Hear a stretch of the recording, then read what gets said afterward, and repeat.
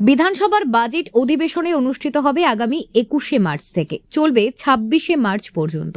তার মধ্যে ২১শে মার্চ, ২৪শে মার্চ, ২৫শে মার্চ, ২৬শে মার্চ, ২৭শে মার্চ, ২৮শে মার্চ ও 1 এপ্রিল এই 7 দিন অনুষ্ঠিত হবে বিধানসভার অধিবেশন। আজ বিধানসভায় বিজনেস অ্যাডভাইজারি কমিটির মিটিংয়ে সিদ্ধান্ত নেওয়া হয়েছে। বাজেট অধিবেশন সম্পর্কে বলতে গিয়ে মন্ত্রী জানান, বিরোধীরা ২৮শে মার্চ পর্যন্ত অধিবেশন চেয়েছিলেন। ট্রেজারি বেঞ্চ তা আরও একদিন বাড়িয়ে ১ এপ্রিল পর্যন্ত করার সিদ্ধান্ত গ্রহণ করেছে। মন্ত্রী শ্রীনাথ বলেন, বাজেট অধিবেশনে যত বেশি আলোচনা হবে ততই কাজ করার ক্ষেত্রে সুবিধা মিলবে।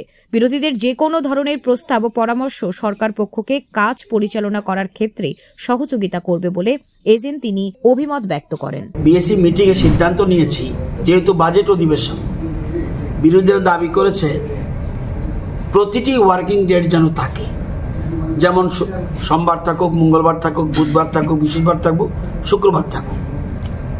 আমরা শুরু করছি শুক্রবার থেকে। ২১ মার্চ থেকে শুরু হচ্ছে। ওনারা বলছেন যে আপ টু শুক্রবার, মানে শুক্রবার শুরু হবে, আপ টু শুক্রবার যেন শেষ হয়। আমরা বলছি না, এবার আরও বাড়িয়ে দেব। আমাদের ট্রেজারি বেঞ্চ থেকে আমরা করেছি, এটা একদম ২১ মার্চ শুরু হবে, শেষ হবে 1 এপ্রিল। বিরোধীরা যে দাবি করেছে এর থেকে একদিন বেশি করিয়ে দিয়েছি।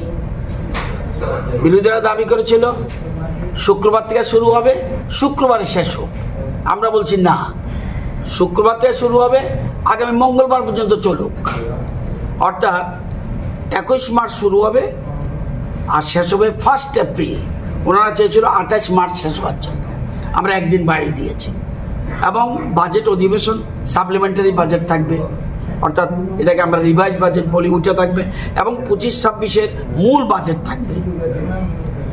আমরাও ট্রেজারি বেঞ্চ চাই যে যত বেশি আলোচনা হবে তত আমাদের সুবিধা হবে। ২১, ২৪, ২৫, ২৬, ২৭, ২৮, ১ ওয়ার্কিং ডেজ।